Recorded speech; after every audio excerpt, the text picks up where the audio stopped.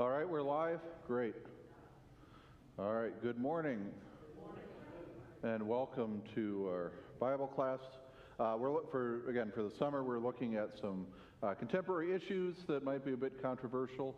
And for today's, I picked one that I figured I could handle in the VBS, post-VBS haze, euthanasia. You know, because it's bad. There we go, we're done. But we'll get into some more. But talking about euthanasia, which comes from the Greek word meaning good. Greek words meaning good death. But we'll also often hear it now in contemporary discourse, although there's slight differences. But the main way you'll hear about things, this is now this MAID, medical aid in dying. We'll talk some more about what that means. So Thanos. So euthanasia, Thanos, Greek god of death. So, you know, when the Marvel movies and Marvel Comics needed a bad guy, let's name him after death and have him cause a bunch of death. Well, see, you learned something today at least. Good. I feel glad. This worked out well. Well, what worries me now is that every time something goes in, something else is spilling out. You pick something out, that's right. You've got to make room. Yeah, that's right. Anyway. All right. So when we're talking about it in public policy-wise, definition of euthanasia is divided into a couple different things depending on what's going on and how it's happening. So voluntary euthanasia is the killing of another person for the purpose of ending suffering at the request or with the consent of the person killed. All right? So voluntary euthanasia is someone's asked for it. Non-voluntary euthanasia, killing of another person for the purpose of ending suffering without consent, generally because the person killed is incapacitated or otherwise unable to give consent. So someone thinks they're suffering too much, and so we'll kill them. Involuntary, killing of another person for the purpose of ending suffering. The person has asked not to be killed, so not just they haven't said one way or the other, but they've asked not to be, and that's anyway. And then passive euthanasia, withholding life-supporting medical treatment, is sometimes referred to as passive euthanasia, but really that withholding medical care, and we'll see how deep we get into the weeds on this. But withholding care is not necessarily the same as actively killing, and so there's different issues and thoughts around some of that. It's the same result. Same result, but you know, but again, there's spectrum as we get to, you know, at what points do we do those things. So, all right. According to, and I can't remember where I got this, but 11 U.S. jurisdictions permit this MAID, this medical aid in dying. California, Colorado, District of Columbia, Hawaii, Maine, Montana, New Jersey, New Mexico, Oregon, Vermont, and Washington. And more than 22% of U.S. population live in those areas. All right, so Oregon was the first, but again, it's continued to expand as we go through. Technically, again, MAID is legal in those places. Euthanasia is technically prohibited in all U.S. jurisdictions, but there's always gray area, wiggle room that people try and get around to do that. And of course, as Christians, not only the basis of what we're doing when we're talking about this is the fifth commandment and its explanation. So let's read this together. The fifth commandment: You shall not murder. What does this mean? We should fear and love God so that we do not hurt or harm our neighbor in his body, but help and support him in every physical need. All right. So, yeah, this is the basis for our position on. We talked about abortion a few weeks ago and euthanasia today, but essentially is that God told us not to murder. We're created in the image of God, and it's not our choice when to do anything to kill that. Okay? Any questions or thoughts thus far? All right. Then this working through, and I think I'm trying to. This was from from something on the LCMS Life website. So reasons to be against assisted suicide or euthanasia: it's bad medicine, and so from a medical point of view, it's bad, partly because medicine is capable of alleviating almost all pain now. One of the reasons euthanasia is argued for is, well, they're in too much pain, so therefore they just need, death is better than the suffering they're going through. And then the other argument is, no, well, now pain control is getting better in a variety of ways, and so that shouldn't be the issue. Economics of assisted suicide could corrupt the practice of ethical medicine, and we've seen that in some other places where this has happened, both where, insurance, both private insurance and, public health care. I was going to insert a slide, but I couldn't find it in time. But the UK just voted by a slim margin to allow MAID, the medical assistant dying. And there's someone protesting that had a graph of how much one dose of chemo costs versus how much one dose of these pills that cause people to die when used in MAID cost. And so if you're an actuary looking at, well, it'll cost this much to take care of these people and this much to just kill them, then the economics go that way. And so that's going to be an issue, and again has been an issue in some of the jurisdictions this has taken place already. Uninsured people often have inadequate access to quality health care. So again, and we've seen this in Canada, that, well, your insurance isn't good enough to pay for these cancer treatments or to pay for you to be in a home because you were in an accident and are quadriplegic now.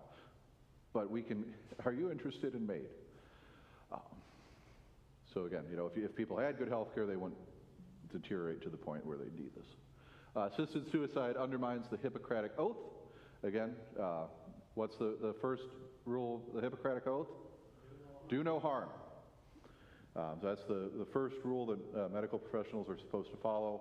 Doing this harms the person they're doing it to, obviously. The catch, of course, there's all sorts of spin now around, well, this is actually decreasing harm, because it's ending their suffering, and so it's okay that way.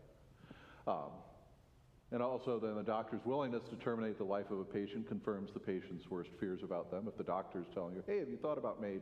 And the patient, well, maybe my life really isn't worth that much, or am I sure this doctor really has my best interests at heart? Those sorts of things. All right. Generally rare occurrences, although I think I've got some stats from Canada that show that's changing, and thus legalization isn't necessary. Again, withholding care is not the same as euthanasia MAID. All right. So those are kind of some of the medical ideas of why euthanasia or MAID is a bad idea. Any thoughts, questions, comments thus far? That's a pretty fine line. It is, yeah. So withholding care. Well, and so this is of course, some of where the rubber meets the road on this is at what point is active treatment necessary? At what point is saying there's too much damage, the machines are just keeping someone alive, withholding care that way. And so that's kind of where we can get into some of these grayish areas. It goes back to economics. Some cancer doctors, they make more money if you're alive and they're treating you than if you committed suicide or whatever. Mm-hmm. Well, so the cancer doc, the doctors are getting paid if they're treating you for things, but then the economics of who's paying the doctor and so that whole thing. Yep. Well, it's not just payment, that's the mentality of the doctors from the Hippocratic Oath. Right. And well, so that's is the role of the doctor to keep someone alive at all costs. And that's their goal, to cure someone or keep someone alive as long as possible, because then the doctor has won against whatever disease there. And quality of life. And quality, right, I mean, so that adds another layer too as you're dealing with things, so. All right, again, then it's bad public policy. Again, elderly, poor, and powerless would be put at risk. Again, we're seeing that in Canada especially. You call the suicide assistance line. Well, that does sound really bad. Have you considered MAID instead of suicide? It's not about choice, but abandonment. Protective guidelines will not protect against abuses. So most of the time when these things are going, and I think I've got later on a little bit of what some of those guidelines are, if you're in these situations where you think that you would rather die than continue living, in order to get the okay for the medical assistant dying, then you have to have go through this checklist of, are you terminally ill? Do you have less than 6 months to live? Are you mentally capable of making this decision? Has a doctor verified that you are terminally ill? And all these things, but then the guidelines keep changing. That, this disease was on the list. Well, it's close to this disease, so let's add this to the point where now you're getting people where depression and mental illness are considered enough that you can request MAID. Again, not limited to the terminally ill. We're seeing that happen now too. It's bad theology. Again, our moral obligation to people who are elderly, ill, or disabled. Another part of why I wanted to talk about this today is after having had Ruth Ann Grabow here and talking about caring and working and visiting with people in the nursing homes. That what our Christian obligation, loving and caring for our neighbor and their bodies, is to, care for people in their physical needs, and not just, abandon them, and not just say, well, society would be better off. Their life isn't worth anything. But recognition that they do have worth, and then showing that with how we're treating them, how we're caring for them, and things like that.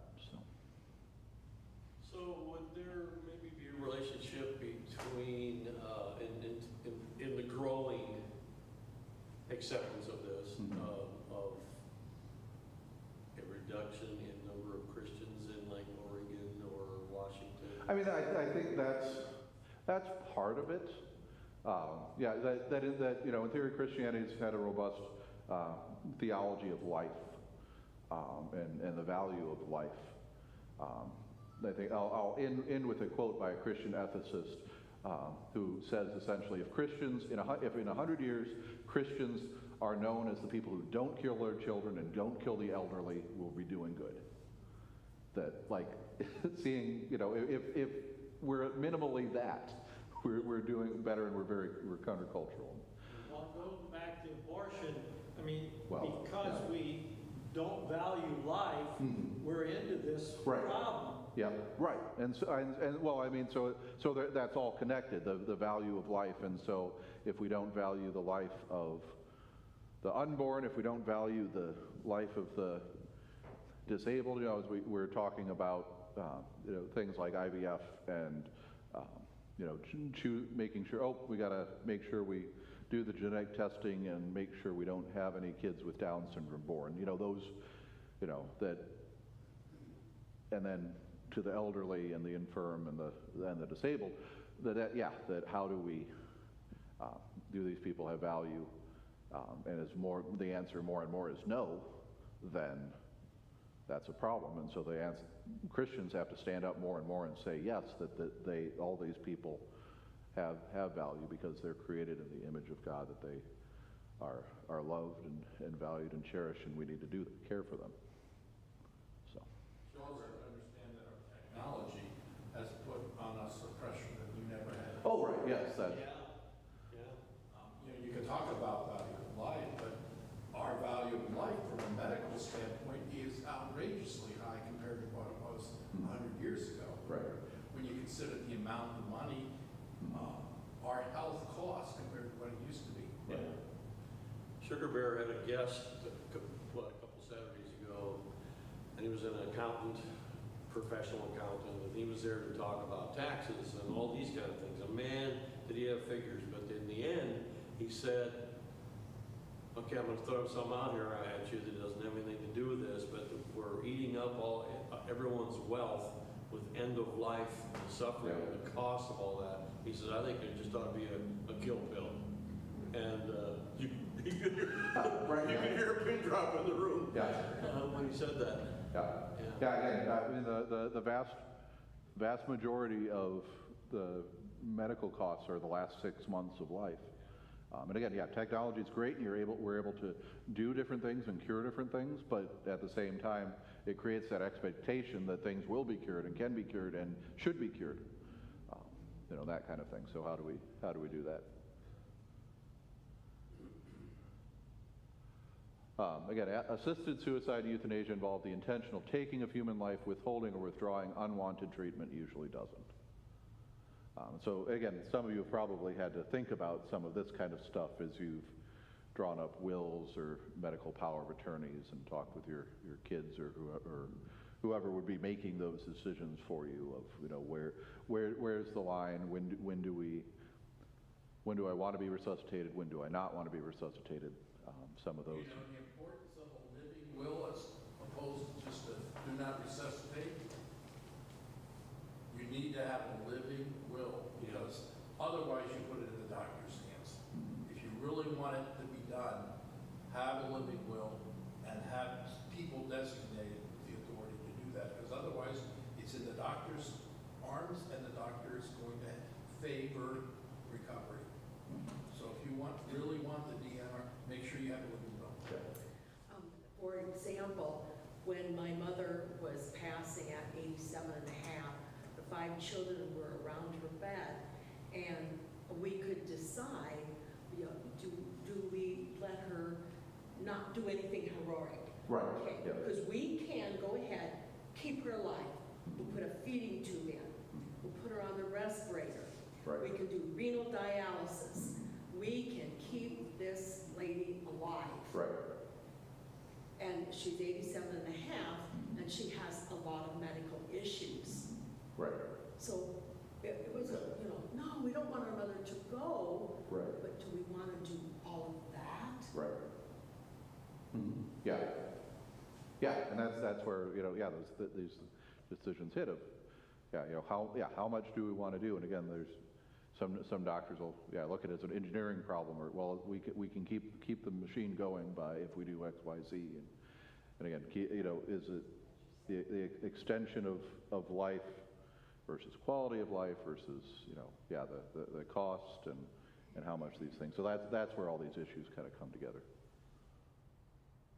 Jan. I recently updated my living will and put pretty much all undetermined. Do I want this? Yes or no? Mostly I put undetermined because there's so many variables. Right. What if this? What if this? But it gives, the caregiver, the doctor, and the caregiver, able to talk about it, and it's not just in the doctor's hands. Right. And we usually think in terms of just do not resuscitate, but there's other things you want to tell your kids about, like the feeding tubes, all these other things. And you make their life a lot easier if you tell them what your intentions are. Because a lot of times it isn't just do not resuscitate, it's all these other issues. So as acceptance grows, and the leaders were in Europe, were they not at first? At least we know, like Finland or somewhere. Netherlands has the kill boxes, but yeah. Because they're deciding, let's just shut this guy off, whether he wants it or not. Right. So there's always a slippery slope, obviously. Where could this go?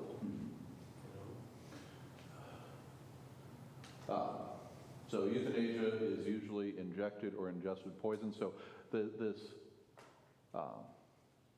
whereas when death is caused by withdrawal or withholding, it's the underlying medical condition.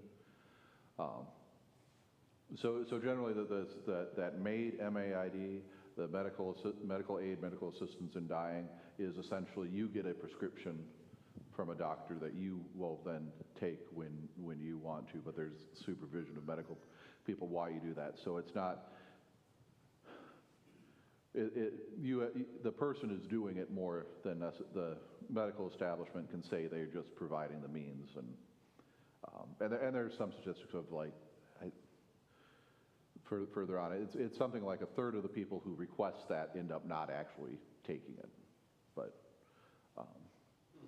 but then, so that's, do you just get this pill, or then do you have a doctor give you the pill or give you the injection next to you? And that's the slippery slope of assisted suicide, and then, further on that way too.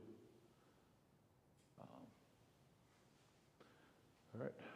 Yeah, the Lutheran Church supports because sometimes this gets carried into things. Lutheran Church supports hospice and the right of all people to die deaths without unwanted, intrusive, or overly burdensome medical treatments.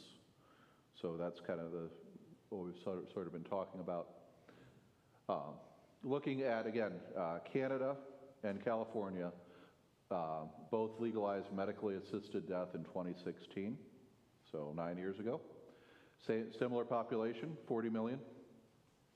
In 2021, in California, 486 people died using the state's assisted suicide program. In Canada, the same year, 10,064. It's, 1 out of 20 people who died received physical assisted death in 2023 in Canada, making it the #1 provider in the world when measured in total figures. Really? Canada? Canada. Yeah. And there's been a whole deal about whether the churches aren't talking against this as much as they probably should be. In one province in Quebec, there were more medical aid in dying deaths per capita anywhere else. Canadians have been supportive of the trend. 2022 polls showed 86% of Canadians supported this legalization.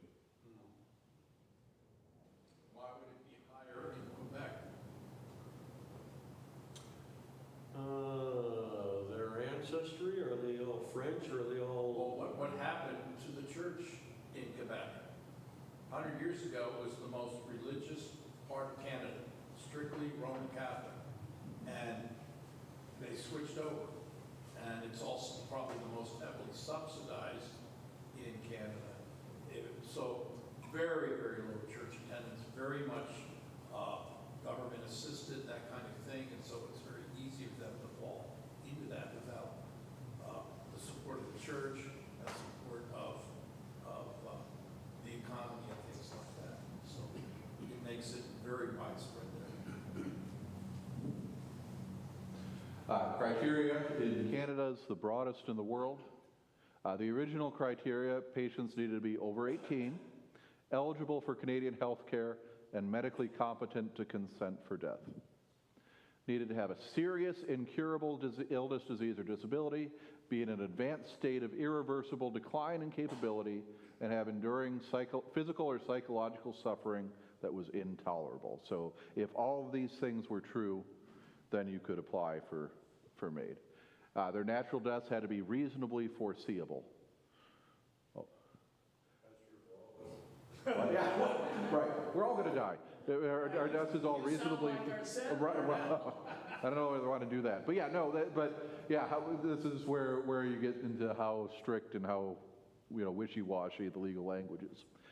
In 2021, Canadian government passed Bill C-7, which removed the criteria that a death had to be reasonably foreseeable. Really?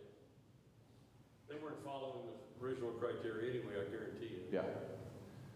Now, Canadians who are chronically sick or disabled with conditions ranging from quadriplegic, multiple sclerosis, blindness, early stage Parkinson's, chronic back pain can receive assisted deaths. But that addition of, they call that track 2 of if your death's not reasonable foreseeable, that's more controversial, but still is important. Proponents argue that expansion of Canada's legislation was an act of mercy. Critics argue that poor and marginalized patients are being driven to request MAID. Because different MAID assessors, so doctors have to go through that criteria and verify all those things.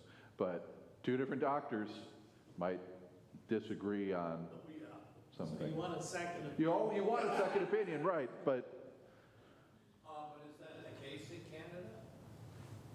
That you have a second opinion in the same way? they're saying that different assessors will disagree. So that if they have one doctor saying that this person would be eligible for MAID, another doctor might look at them and say no, and so there's not consistency there. Right. Yeah. You know that in Canada, you make twice the amount of money as a veterinarian as you do a doctor. Because veterinary medicine is commercial, like medicine is here. But when you work as a doctor in Canada, you're an employee of the government. Yep. Yeah. The good and ill of socialized state health care. You all get the same health care and it's bad. But at least everyone's getting the same level of bad care instead of. Right, and so they'll come to the states for things, and so our medical system certainly and setup certainly has its own problems, but state-based healthcare has different set of problems. So which set of problems do you want to deal with? Number of recent news articles have reported on Canadians who, driven by poverty and lack of access to adequate health care, housing, and social services, have turned to the country's euthanasia service. Both veterans requesting help from Veterans Affairs Canada, one asked for PTSD treatment, one asked for a ramp for her wheelchair, were asked by caseworkers if they'd like to apply for euthanasia, MAID. Oh, you have PTSD. Well, would you like to not suffer anymore? Would you like to apply for medical assistance in death? That ramp sounds really expensive. Have you thought about, your quality? Yeah.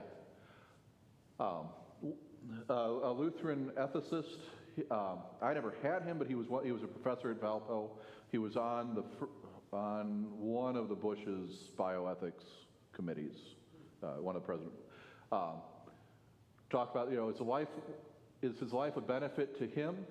Is life worth living? We should more encourage you ask, what can we do to benefit the life they still have? When we're making these decisions about these things, what do we think about? Is their life a benefit to them? Is their life worth living? Or do we think, how do we make their life worth living? How do we benefit the life that they still have? You see see the flip there of how we should be thinking?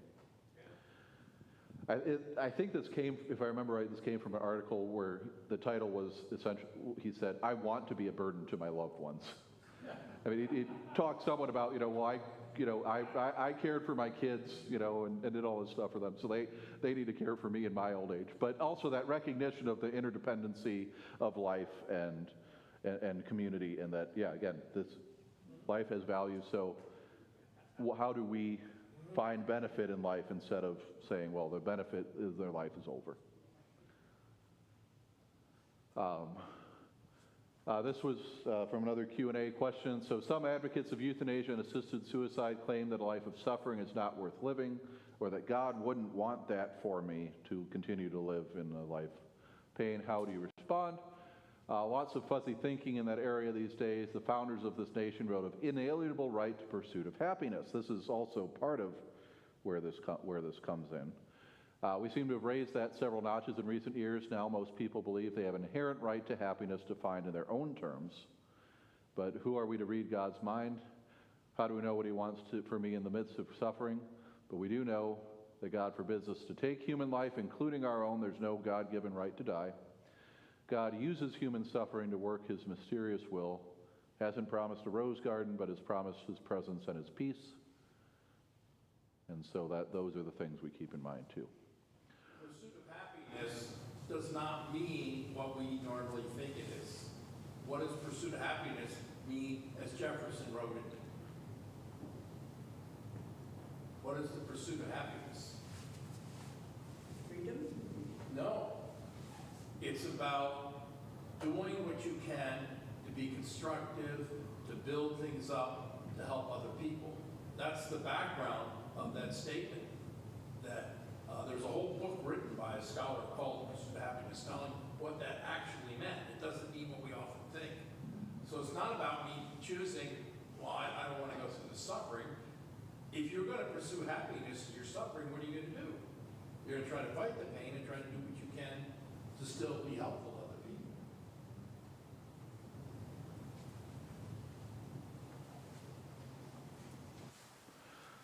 So, all right. So again, we've been talking about this other places. Here in Iowa, there's been a Our Care, Our Options Act that it was introduced a few years ago. It was referred to the Health and Human Services Committee, and the session ended and the bill did not move forward. But there's attempts to keep introducing this kind of thing over and over again. I'm trying to remember. I think Max Phillips has mentioned this in his work with Lutheran Family Service. I think at least part of how this keeps getting blocked was that one of Mark Segebart's committees? I think, but there was an LCMS layman who was on the committee that had to decide what to do with it, and he always made sure that these things got knocked down and never went forward. But there's still that danger it could still get introduced because we've got to, things keep changing. Again, 2/3 of Americans support medical aid in dying. Majority support includes Christians are at 60%, Catholics 70%, Protestants 53%, other religions 70%, and those who identify as non-religious 84% are in support. So survey's 10 years old, but Lifeway, that's the research arm and publishing arm of the Southern Baptist Convention. So again, they also changed it. We're not talking about things. I heard this on the news the other day. I think it was more because there's like wild poison hemlock blowing around. But someone mentioned, that hemlock, referred to what Socrates took when he chose suicide instead of, as punishment. There used to be a group then called the Hemlock Society that advocated for this, choice in death. Well, that's bad branding. Compassion and choices. That's how this is. That's what this is about. It's about compassion and choices, not, the Hemlock Society anymore. We got to, yeah. But yeah, so improve care, expand option, empowers everyone to chart their end-of-life journey. And that sounds nice and happy, doesn't it? So, yep. All right. And then Lutherans for Life official position statement describing this, which again, pretty normal. Scripture proclaims God's the creator, giver of life. There's a time to live, a time to die. That time is in God's hands. Suicide and assisted suicide violate the fifth commandment. So Lutherans for Life opposes euthanasia and assisted suicide and assists and encourages caring for the infirm and the dying in true compassion, using pain management methods, providing food and water to sustain life as needed. And clergy and laity alike are encouraged to care for the infirm and the dying, proclaim the message of salvation, and be with them in their times of suffering, asking God's blessing of spiritual growth and comfort for all involved. Again, end with this quote by Christian ethicist Stanley Hauerwas. I'd say in 100 years, if Christians are people identified as those who do not kill their children or their elderly, we would have been doing something right. So,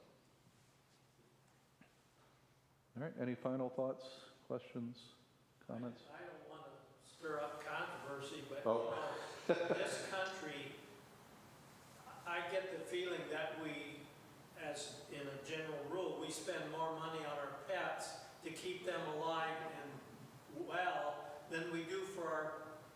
When I Google search, because this is of course how I did it. I'm not asking ChatGPT yet to do anything.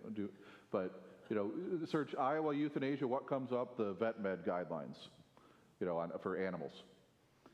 But again, that's also that comparison is, well, we do this to our animals to make sure they don't suffer. So why don't we do this for people? And again, you don't have grandkids anymore. You have, grandpups, right?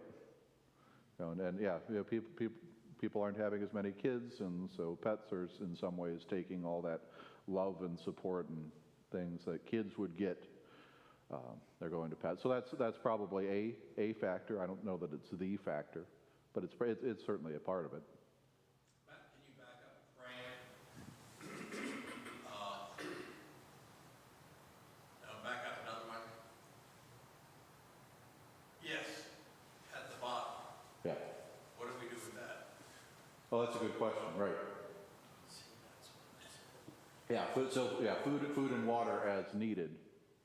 I know that's one of those discussions that we mentioned that a bit here with talking about, do you do a feeding tube or not, and is that active or passive? And that's exactly what hospice does. Right. No, hospice does what? Pain management. Pain Yeah. medicine. Yeah, But, pain food management, and water. and they'll offer food and drink as long as a person is capable of accepting it. Right. Yes, that's true, but what about a person who's had a stroke and cannot accept? I think they would, I think they could do an intravenous. Is that different than to cut that food off? Is that different from taking them off the respirator or not resuscitating? That's a tough issue. Right. Yeah. And that's where these tougher discussions happen and things. But again, how can we benefit this person?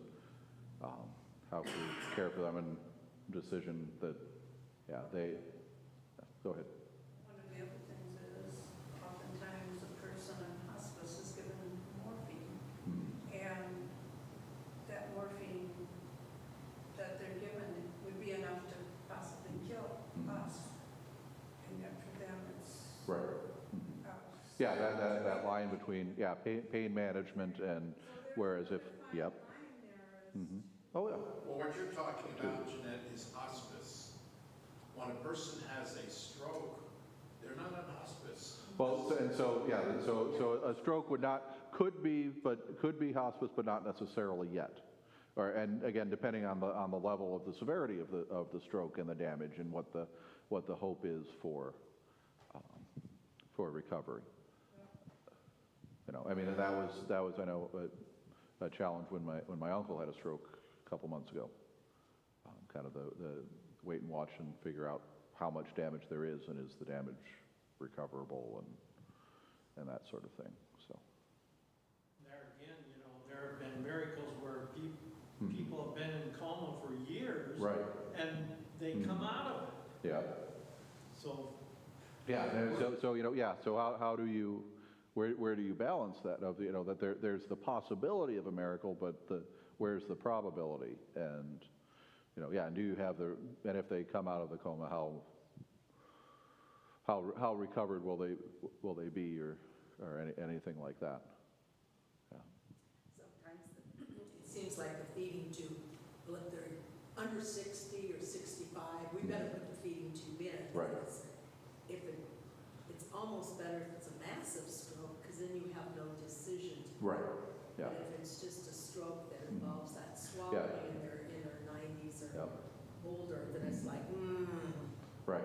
Yeah, again, medical technology is great in order to save people's lives after stroke and help recover with some things, but then you're left more in that challenge. And we see that, it mentioned the Canadian veterans group, that more and more, there's fewer and fewer people killed in battle, but there's more wounded partly because of medical care, both immediately on the field and in other places are able to keep people alive longer from wounds that would have killed them. But then, how do they live afterwards? And that's new things to continue to deal with too.